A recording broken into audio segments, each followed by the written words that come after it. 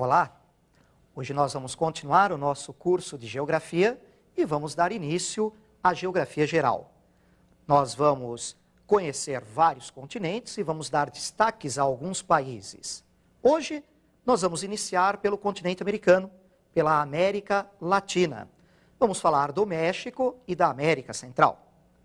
Geograficamente, o México está localizado na América do Norte, mas por suas características culturais, históricas, socioeconômicas, nós inserimos o México na América Latina, junto com a América Central e a América do Sul.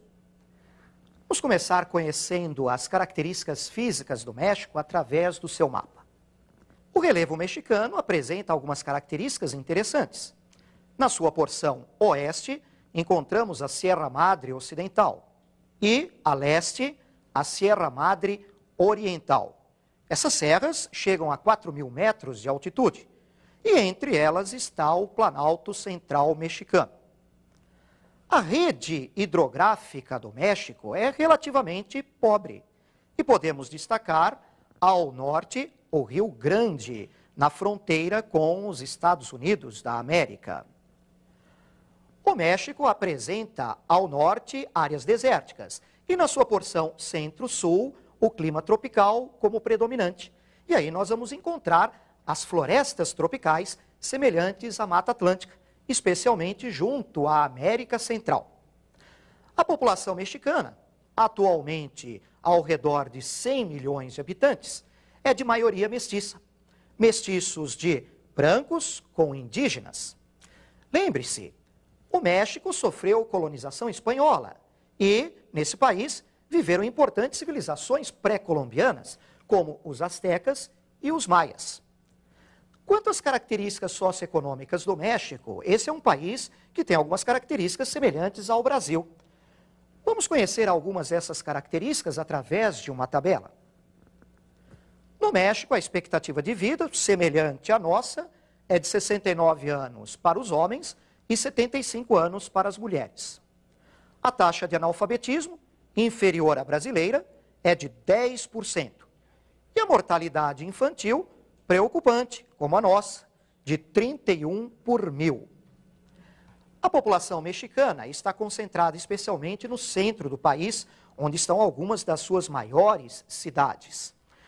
A economia mexicana, que é importante conhecermos também, lembra que no centro do país também há uma forte concentração do setor industrial. Vamos verificar isso através do mapa político do México? Podemos começar destacando a cidade do México, que é uma das maiores do mundo, e além da cidade do México, Puebla e Guadalajara. Um pouco mais ao norte, aparecem as cidades de Torreón e Monterrey.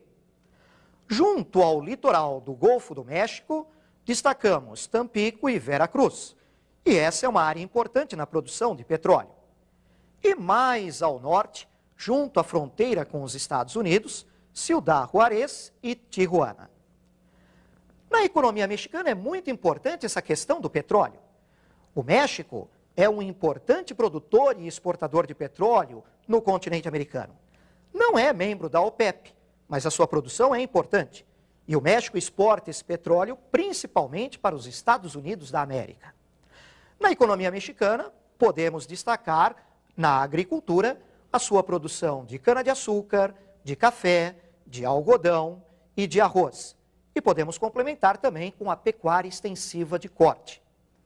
O desenvolvimento industrial do país, além da região central, que é importante, também apresenta outros centros industriais ao norte, inclusive recebendo investimentos de empresas americanas em virtude da participação do México no NAFTA, o Acordo de Livre Comércio da América do Norte.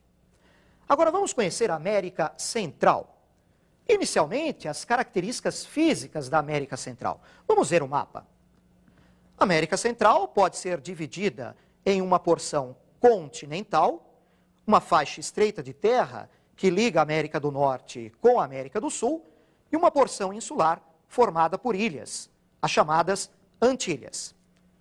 O relevo é simples, pequenas serras e planaltos no interior e estreitas planícies litorâneas. A América Central está localizada na zona tropical do globo. E aí nós temos então o predomínio do clima tropical, com a presença também de florestas tropicais. E é uma área típica de atuação dos ventos alísios. São ventos constantes que sopram dos trópicos para o Equador. A população da América Central é pobre.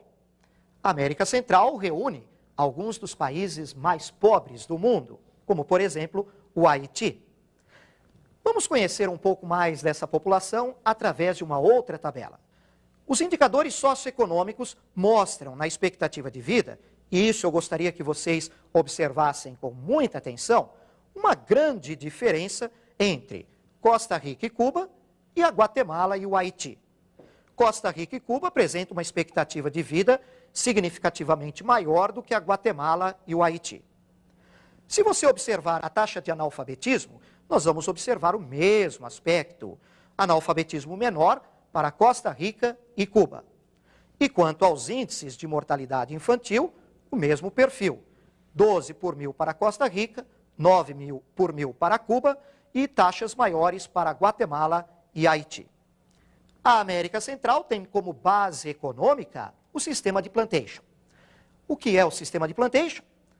É uma monocultura voltada para mercado externo, com destaque para as produções de cana-de-açúcar, de tabaco, de café e de banana. O desenvolvimento industrial é muito restrito, é muito pequeno. E podemos lembrar também das atividades do turismo e até da ocorrência de alguns paraísos fiscais, como, por exemplo, as Bahamas, Ilhas Caimã e o Panamá. Vamos conhecer algo mais da América Central através do seu mapa político. Observem. Na porção continental, podemos dar um destaque para a Costa Rica. A Costa Rica é relativamente estável política e economicamente e vem recebendo investimentos, inclusive no setor industrial. Na região insular, as pequenas Antilhas, muitas delas ainda pertencem a outros países. Nas pequenas Antilhas, destacamos o turismo e algumas refinarias de petróleo. Nas grandes Antilhas, destaque especial para Cuba. Cuba é o único país socialista do continente americano. Ainda depende muito das exportações, do açúcar e do tabaco, apesar da Revolução Cubana ter tentado mudar esse perfil.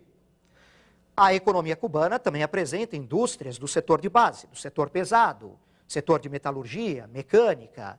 E Cuba está investindo novamente no turismo, através de investimentos estrangeiros, recuperando este setor que já foi muito importante para a economia do país. Nós conhecemos, assim, muitas das características físicas, humanas e econômicas do México e da América Central. Mas só isso não basta para o seu vestibular.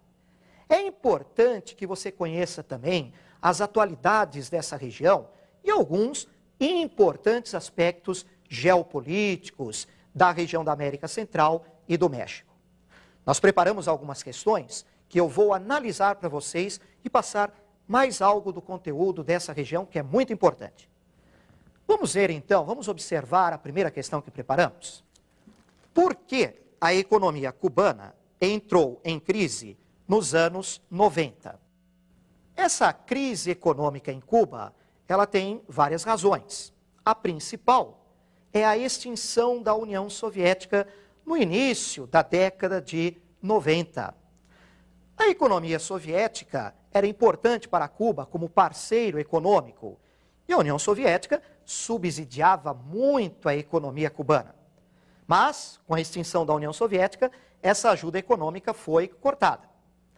Claro que nós precisamos lembrar também de um outro fator importante para explicar essa crise econômica em Cuba: o embargo comercial norte-americano.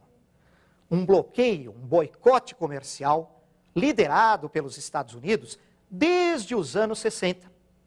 E qual é o objetivo desse embargo comercial? Evidentemente, forçar reformas em Cuba.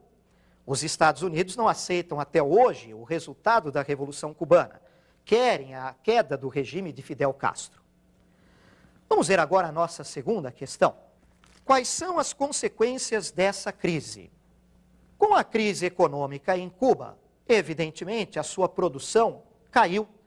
O setor industrial e o setor agrícola tiveram uma queda de produção. Faltam combustíveis, há problemas nas áreas de transporte e também há problemas para o governo cubano manter os seus programas na área de educação, de saúde, de ciência, de medicina. Há, portanto, uma queda do padrão de vida dessa população cubana, dificuldades para o país. Vamos ver agora a nossa terceira questão. Como podemos caracterizar os movimentos migratórios nessa região? Como se trata de uma região subdesenvolvida, pobre, há uma migração de pessoas da América Central e do México em direção aos Estados Unidos da América, principalmente. Os mexicanos entram ilegalmente nos Estados Unidos através do Rio Grande ou então através da Califórnia. Da América Central saem porto-riquenhos, haitianos e cubanos. Muitos cubanos têm enfrentado o Estreito da Flórida para entrar ilegalmente nos Estados Unidos. E alguns deles têm naufragado nesse estreito. São os chamados balseiros. Vamos ver agora mais uma questão. O México e a América Central são áreas politicamente instáveis.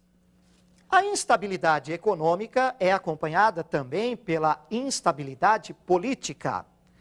México e América Central apresentam esse perfil. Na América Central, nós podemos lembrar de longos períodos ditatoriais, revoluções, podemos lembrar da Revolução Nicaragüense, da Guerra Civil em El Salvador, e mesmo o México também tem seus problemas.